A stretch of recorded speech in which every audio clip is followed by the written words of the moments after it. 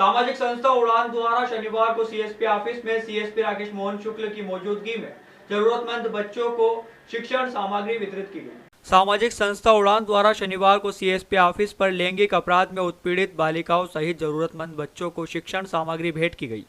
इस अवसर पर सीएसपी राकेश मोहन शुक्ला मुख्य रूप से मौजूद रहे। संस्था द्वारा बच्चों को बैग, कॉपी, किताबें, पेन आदि वितरित किया गया।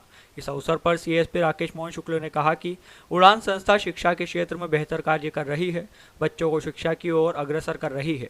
आज बच्चों में जो शिक्षण सामग्री वितरित की गई है, बच्चों को शिक्षा की ओर ले जाने का एक बेहतर प्रयास है। संस्था बहुत अच्छा काम कर रही है। हमारी जितनी भी पास्को पीड़ित होती हैं उनकी सूचना हम इनको देते हैं। उनको ये मॉरली और सोशली और इकोनॉमिकली सपोर्ट करते हैं, क्योंकि ये ऐसा देखने में आया है कि एक बार यदि कोई प्रकरण पंजीबद्ध हो जाता है तो फिर उसके पीछे बैकअप करने के लिए, उसको सपोर्ट करने के लिए ऐसी संस्थाओं की बहुत आवश्यकता है। तो जनसाहस पुलिस के सपोर्ट के साथ और इन लोगों को, ऐसे बच्चों को, पीड़ित पॉक्सो की पीड़ित बच्चियों को, या फिर जो ड्रॉप आउट बच्चे हैं जो अपने यहाँ एक बाछड़ा समुदाय में जो एक कुरीति है उसके विरुद्ध अच्छा काम कर रही है।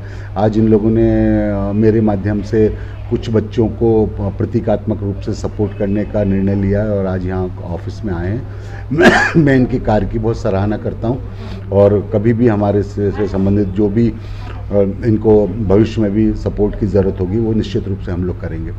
सामाजिक संस्था उड़ान की प्रबंधन संगीता ने बताया कि 2013 में संस्था का उद्घाटन हुआ था। इसके बाद से लगातार बच्चों की शिक्षा के लिए काम कर रही है। इसके साथ ही लैंगिक अपराधों में उत्पीड़ित बालिकाओं की भी संस्था मदद करती है। संस्था द्वारा नीमच, मंदसौर, रतलाम में 600 से ज़्यादा बच्चों को शिक्षण सामग्री वितरित की गई है। वहीं नीमच जिले में 350 से ज़्यादा बच्चों को शिक्षण सामग्री का वितरण किया गया है और शिक्षा के लिए प्रोत्साहन दिया गया है। इस अवसर पर उड़ान संस्था के सदस्य और बालक बालिकाएं मौजूद थे। तो जैसे उड़ान संस्था की शुरुआत 2013 से हुई है और हमारा ये है कि जो बच्चों और महिलाओं के साथ जो लैंगिक उत्पीड़न होता है वो ना हो, उसकी रोकथाम के ऊपर हम काम करते हैं। इसी के साथ में जैसे बंधुआ मजदूरी है, बाल श्रमिक है, मेला ढोने की प्रथा समाप्ति है, या फिर जाति आधारित जो बच्चों और महिलाओं का लैंगिक उत्पीड़न होता है उसकी रोकथाम के ऊपर काम है हमारा। और उसी के लिए फिर हम गांव में गरिमा केंद्र है, बाल पंचायत है, दीवार अखबार है, इस तरह से एक्टिविटी करते हैं ताकि बच्चे थोड़े उनकी सोच बदले और थोड़ा सम्मानजनक वो काम कर पाए। इसी के साथ में हमारा जो है जिन बच्चों और महिलाओं के साथ लैंगिक उत्पीड़न की जो घटनाएं हुई है उनके साथ में हमारा काम है तो उनको लीगल सपोर्ट प्रोवाइड करवाना। इसी के साथ में उनका मानसिक स्वास्थ्य के ऊपर काम है, उनको चिकित्सा सहायता उपलब्ध करवाना और उनका स्किल डेवलपमेंट और पुनर्वास के ऊपर हम फिर काम करते हैं।